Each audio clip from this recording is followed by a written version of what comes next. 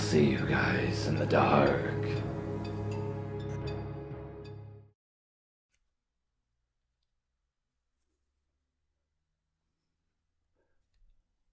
Many people have requested this, so I decided to post it. Here it finally is. So me, my father, and my brother moved into my house around 6 years ago. Cute house on the outside, but you could tell the inside was old and had its problems. Windows would shake when you slammed the door, which you had to do in order to shut them. There was no heat, old carpet, doors were hanging by a thread, you know. Most people would pass the house up because of how poor the conditions were. But because my dad doesn't even lock his doors, safety was of little importance to him. Yeah, I know, perfect setup for this story. A quarter of the backyard was actually a little motorcycle shop. The house used to be owned by the Hells Angels in the 80s, and you could tell that shop housed planted weed. You could see the light and sprinkler system on the ceiling. It was the spot to sell drugs, based on the little tiny locked doors that open up to a hidden laneway. I knew that many people probably knew of this house. It does have rich history. I can't exactly pinpoint the first event, but I know that my quarter of the house freaked me out the most. Basically, when you're in the kitchen, you open a sliding door to a laundry room. Adjacent to that is a small room, and then a bathroom. I want you to think long and hard about that setup. Hidden section of the house, with a small room, immediate bathroom, and laundry room. Gives me chills. Anyways, this was my quarter. Every night that I slept there, I was terrified. My room has 2 windows with no blinds, and every night I felt eyes watching me sleep. I'm a natural hot body, so in the summer my window is always open. One day me and my brother were hanging out in my room after dark, and clear as day, we heard someone burp outside my room. We both looked at each other, like, "Did you hear that?" And we both did. When I went to go look outside the window, I couldn't hear anything. If you're thinking of neighbors, don't waste your time. They live too far away to hear something like that so loud. Outside of my window, there was actually a crawl space under the house. Picture a little trap door, and if you pull off the piece of wood, you can easily shimmy under the house right outside my window. Night after night, I could hear footsteps outside. Small branching, breaking, with weight, though I never checked because my fear left me paralyzed. I would tell my dad, and he would say I'm just hearing ghosts, or figments of my imagination. It was annoying, but it's my dad, so I know exactly how he is, and I should have known what to expect. I'm really good with energy. I always have been. I can read a room even if my head was in my ass. Many times we would come home, and as soon as I opened the front door, I felt different energy. You only know what I mean if you know what I mean. Someone had been in this house, and I could feel it. They waltzed through here with no care of mind and slipped out the back to God knows where. I would bellow out, "Hello? Is anyone there?" But no one would answer. I'd run to every corner of the house and check for strangers, but never found one. I live in Canada. Everyone blazes here. I used to go outside to do it, but it just became unsafe for me to do it any longer. Before that happened, I would go smoke in the bike shop. I had everything that you would need to blaze up. One night, I thought I'd go to bed. Leave everything in the shed, because why take it out if I'm just coming back tomorrow? The next day I came back to my weed being gone, and my bong being used. You could tell as there was new resin on the bowl. This was my first confirmation that I wasn't actually going crazy, and that everything I'd been hearing or feeling was real. I grabbed my stuff and ran in the house. I never smoked outside again. Some days I would go into the bike shop or shed to grab something of mine, and some days I would look into the black abyss that was the shed and shudder as my bones turned ice cold. Whoever was in that shed at that time, or was in the shed at that time, had horrible, horrible energy. Just looking into the shed made me feel sick and lightheaded. You couldn't pay me money to go outside during those moments. Any item that I have ever cherished, I have lost here. I've never lost so many things before, but I often joke around that this house has a mouth, and it's always eating everything of importance. My dad thinks it's funny, but I know the truth. One night I got shit-faced and dropped my diamond bracelet into my backyard in the snow. The next morning I realized it was gone. I was devastated, but I knew it could only be outside. We waited for the snow to melt, but when we went out to look for it, it was gone. I never found that bracelet, just like I've never found many of the other things that I've lost here. Some days we will come home and the front door will be open. Some days will we come home and the back door will be open. And some days I will come home and look for something I set down and will either never find it or find it in a different room.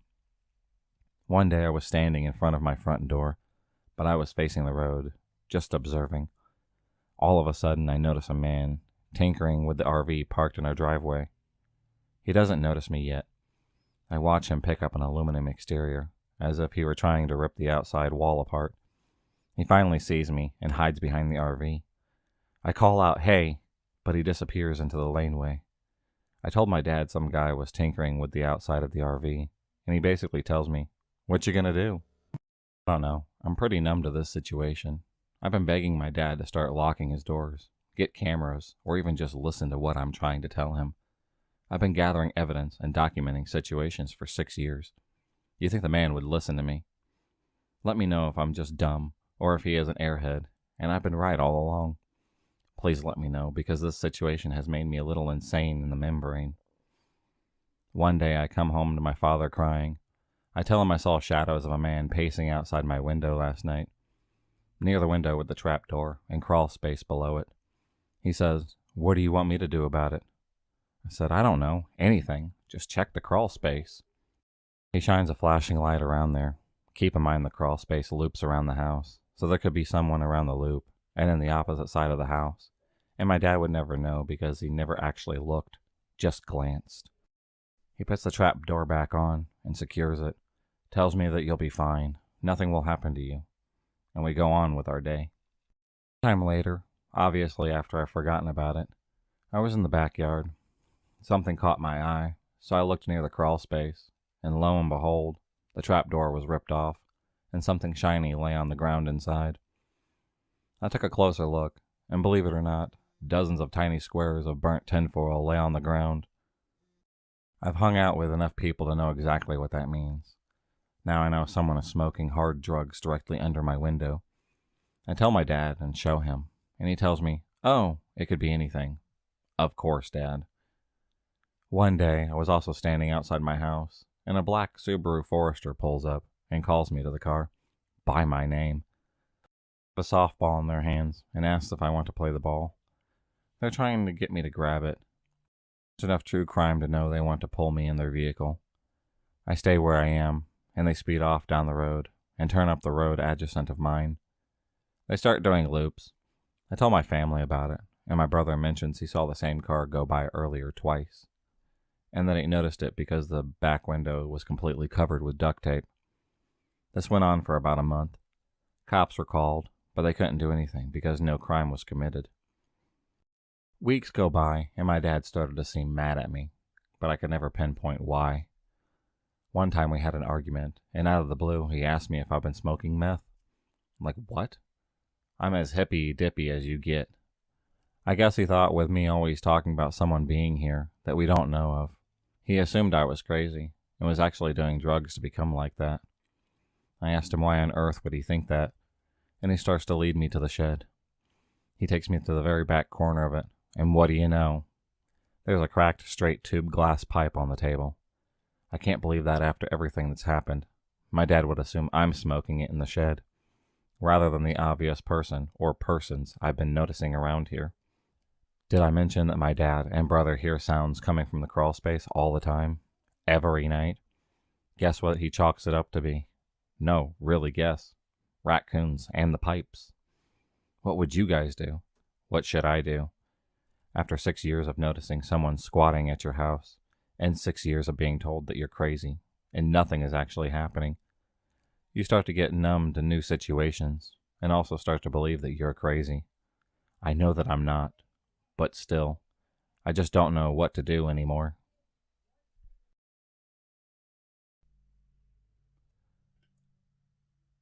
So this happened around a year ago, but it feels fresh in my mind because of how strange it was, but it probably won't be as crazy as most of the other stories on here.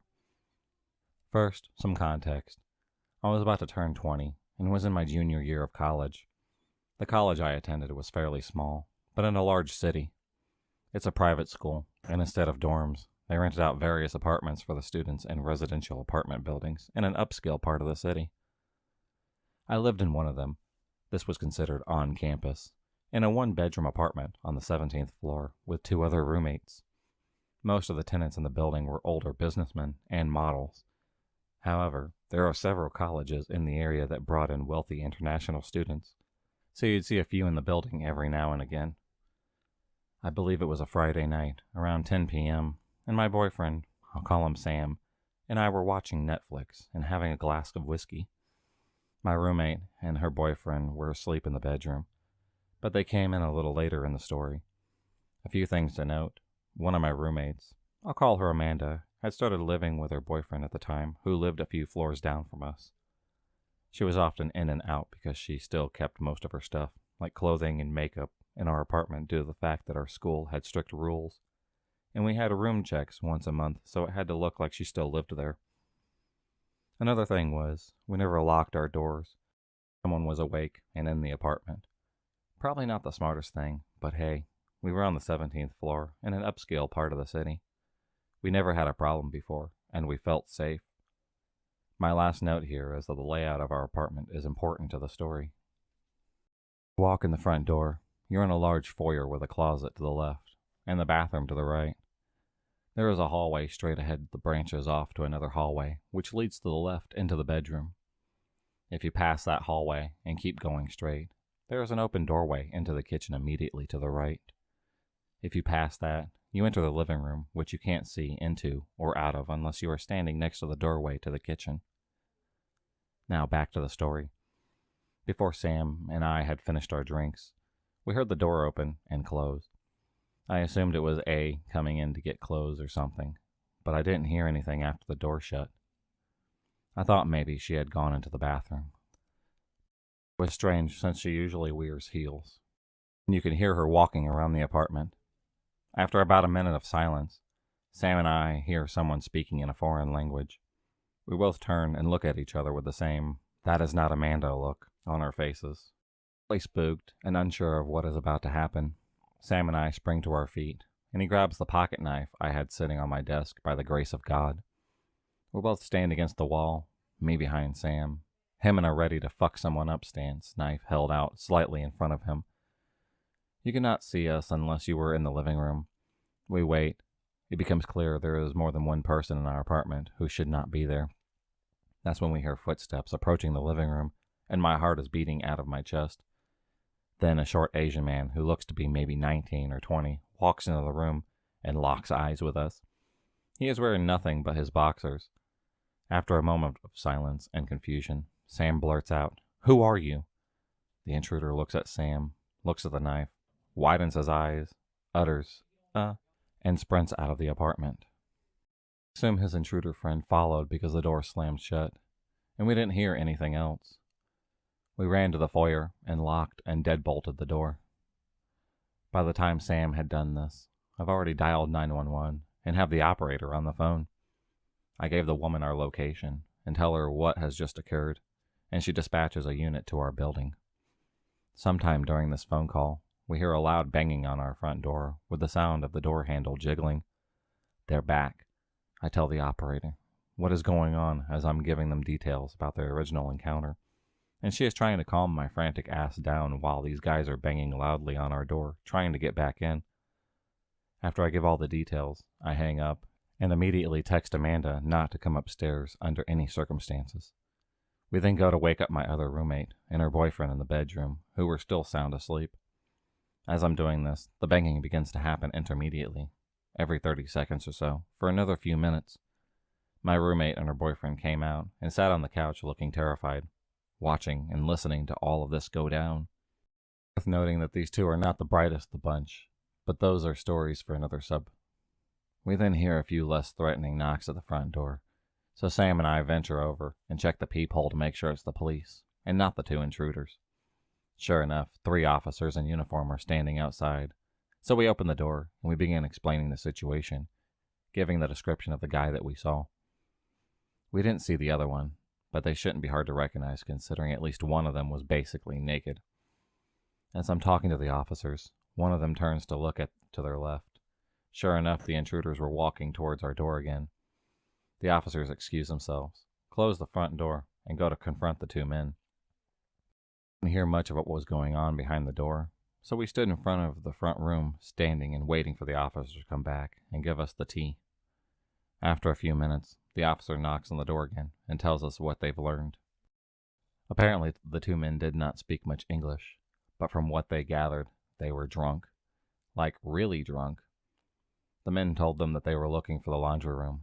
It made sense to me at first, but looking back, I don't think that was what was going on. They had no laundry with them, and it was clear once you entered the front door that it was an apartment, and not a laundry room at all.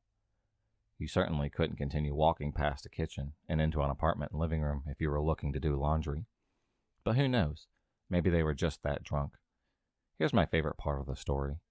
The officers found out the two men lived in our building, on our floor, just 2 doors down the hall. As I said before, it wasn't uncommon to see international college-age students in the building, and it could have simply been a harmless drunken encounter. Something about the whole thing never sat right with me, though, and I really felt like I was in danger.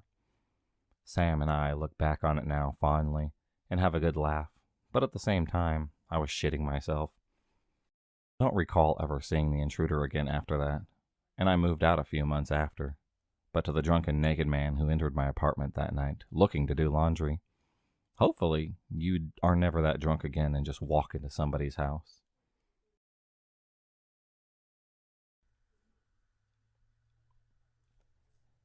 When I was 12, my family was at a dinner in one of their friends' house. I didn't come with them because I was sick and didn't want to bother people with my problems. I don't know what time it was, but it was probably around 10 p.m.